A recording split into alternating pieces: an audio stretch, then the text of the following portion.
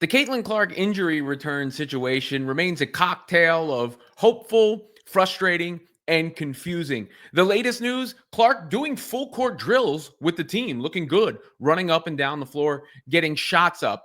But according to head coach Stephanie White, she has still not participated in practice or contact practice, that is, which is what White wanted to see before clearing her for return. The regular season is running out. White did say she's still hopeful that Clark will make it back before the regular season ends, but the Fever clearly running out of time. With that said, they're going to be in the playoffs. So, they're really taking it to the buzzer here, whether Clark can return with the regular season still in action, or if there's a possibility for her to come back for the playoffs because they haven't ruled her out. And one thing I do believe is that this is a work in progress and not something that has been predetermined. So that's the important part of it. I don't think you can ask for more transparency. You can certainly, I was frustrated that the questions weren't asked to Stephanie White, that it was asked now and is out there in the universe, of course, because she confirmed that Clark, at least according to her, has not been part of contact practices even after seeing this video. But once these videos are out, they have to know that people are going to see them and spread them. And Clark does appear close from a physical readiness standpoint and health standpoint. So that's where you get this balancing act. But what I don't believe is it's been a deliberate stringing along, or any of the conspiracy stuff. I think Clark had an ankle setback and is now working her way to return after being absent for so long. And the calendar is not in their favor. But let's look at the actual footage from practice. This was it was Letter Cook playing in the background. I don't want a copyright strike, so I'll just keep it mute just in case. But simulating a rebound, Clark gets out running here. You can see her getting up the floor pretty well. Start and stop, connection on the shot. So, let's watch that again. Jump to put the rebound up, running down the floor, not like a full sprint, but good enough. And then there's a little lateral motion here, which is a good sign. Gets the shot up and hits it. Comes back down the other side of the floor. And this is not something you're doing if you're not trying to work your way toward a return. There's just no point, unless it was a complete dog and pony show. But I don't believe that they're doing that with the world's most famous ponytail. And there you see Caitlin Clark, participating. Afterwards, Stephanie White is asked about it. These videos are courtesy of Chloe Peterson, by the way, and I'm asking people to ask about it. Chloe did ask about it, of the Indy Star, so credit to her for getting it out into the universe and getting this answer from coach. Put that behind you and kind of focus on this one because all these games are big now. Yeah, I don't think we have a choice. It's just you got to move on to the next. We got to learn from it. Particularly the highlighted levels of game plan execution. We didn't shoot the ball particularly well. I thought we passed up shots. So making sure that we have that mentality that we've got to take open shots, and regardless of whether they go in or not, we still have to take them. It helps with our spacing. It helps with our offensive rebounding opportunities. So we've got to be better in that. You talked before the road trip about wanting to get Caitlin some contact opportunities in practice. Just in the practices you've been able to have on this trip, has she been able to do contact practices or full-on practices? No, she's just been doing mostly shooting and individual stuff. Yeah.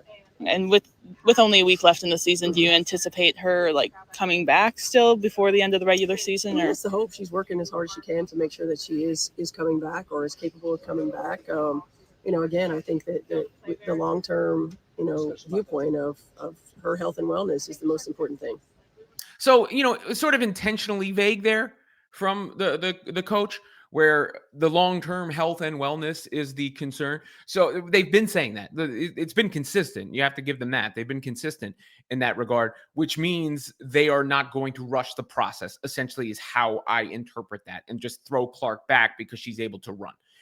The other part of it is the hope is that she still comes back for the regular season. Well, that's not committal. That's not saying she's going to be back. That's, we're hoping she is back. But again, you're running out of rope for said hope when it comes to the regular season, because after this game against the Mercury, there's the Sky on Friday, the Mystics on Sunday, and then the Lynx, I believe, next Tuesday. So you got a week of the regular season left. Now, clearly, Caitlin has been doing stuff behind closed doors. I mean, that's pretty obvious, right? Like, that she's been back on the practice floor. So the semantics is the contact versus the non-contact, right? And where that factors into her ramp up and how quickly that ramp up can happen, let's say when they get back to Indianapolis this week. But she also appears to be doing better and moving better and getting closer to a return. Now, then you start to get to the question of, let's say the regular season does expire. Would you bring her back for the postseason? And if it's up to me, yeah. I mean, look, at the postseason games, there may be more intense than regular season games, but it's not, a different sport. It's not something she's never done before. If she's ready to play, she should play. So, to the point of the long-term health and wellness, if those boxes are checked, she should be on the floor. Whether it's the regular season, whether it's the last game of the regular season against the Lynx, or whether it's the postseason against whoever the Fever face in the postseason.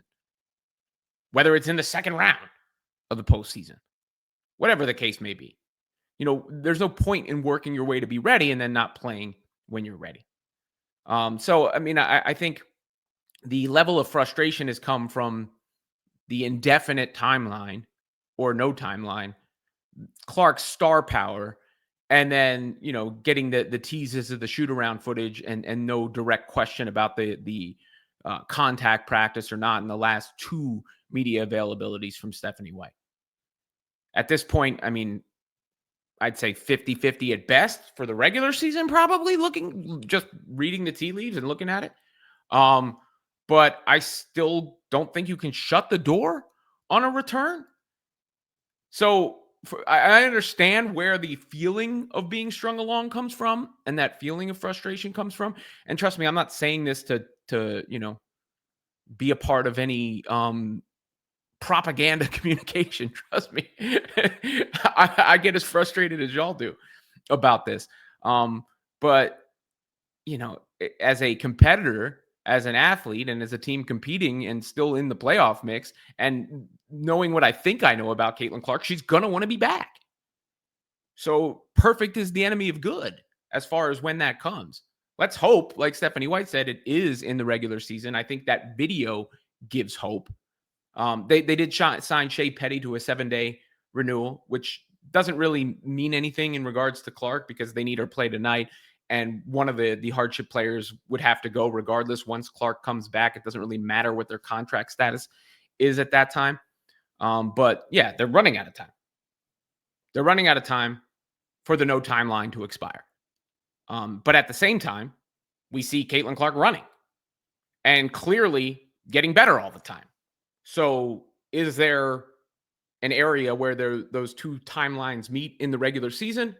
And if not, do they meet in the playoffs? So I suppose frustration continues, but not all hope is lost.